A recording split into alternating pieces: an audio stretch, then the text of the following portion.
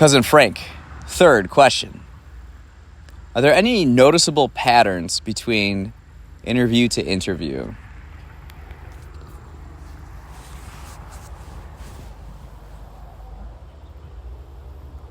I would say, because now we have a pretty big sample size, right? We're over 250 episodes. I've talked to multiple people in the fields that I've chosen to learn more about.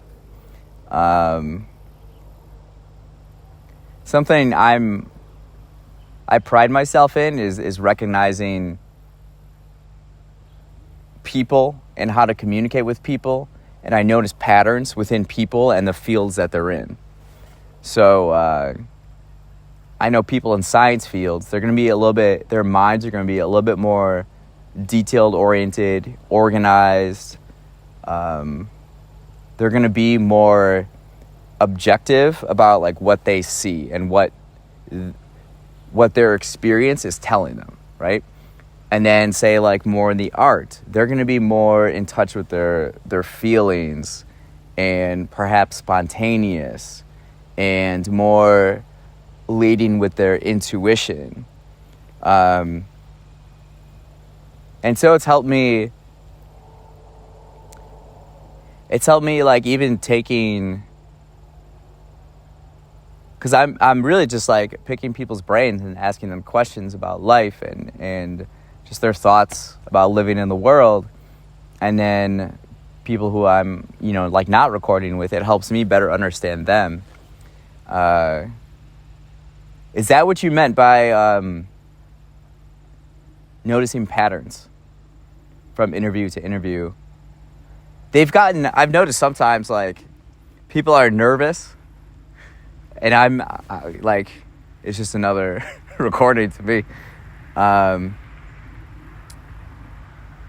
It's interesting too, because now podcasts, everybody's got a freaking podcast, and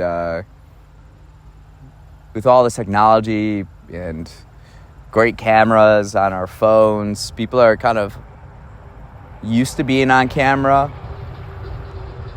in a way.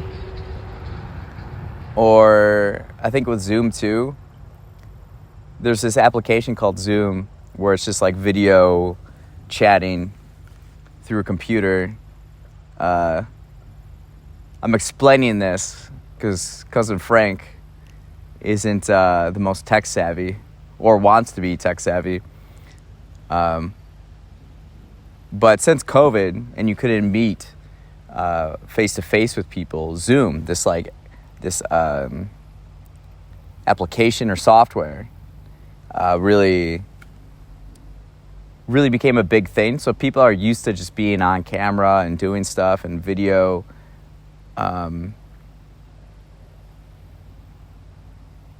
So I feel since COVID, people are just more comfortable with that kind of stuff, whereas before, people were more nervous, I would say. And they didn't know the technical aspects as much, where I would have to explain stuff that I knew. Not that I knew a whole lot at the time, but I think people are more willing to say yes.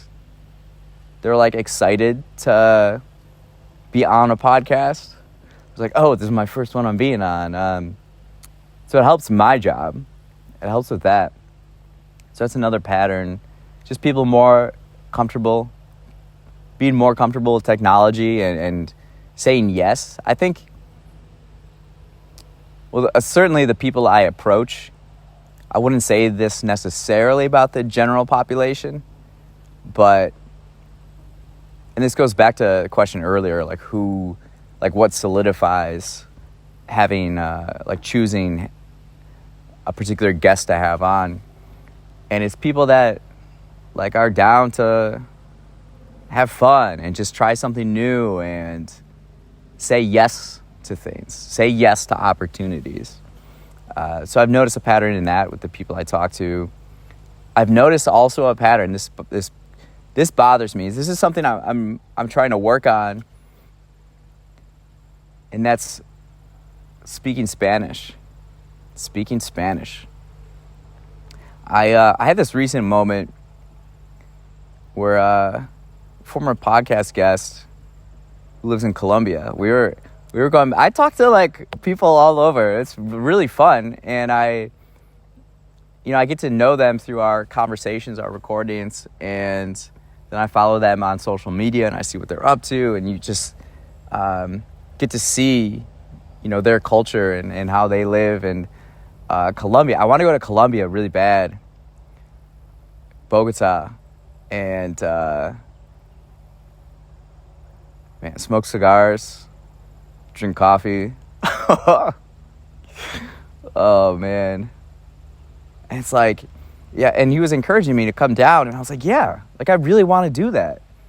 And I've been wanting to learn Spanish for a while, but just I don't want to learn it on screens. I don't want to take a class. Like, what is my way to do this? So I've asked people on before, and they've turned down my podcast request because they're not comfortable enough with their English. I've noticed that as a pattern. So I would like to get better at Spanish so that I can have that not be an issue. Like, let's have it in Spanish then. That would be cool. And I'm a big fan of the Western Hemisphere.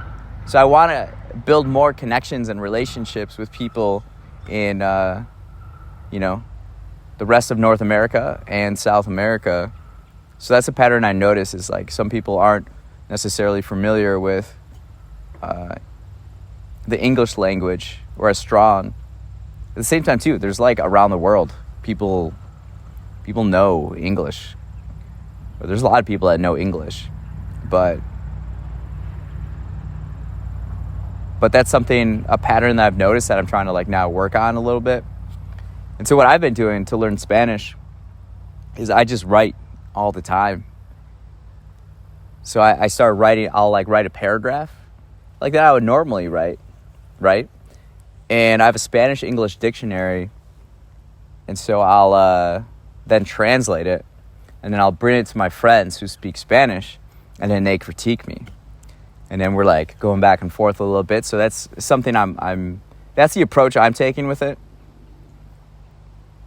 So that's what I notice in some of the patterns.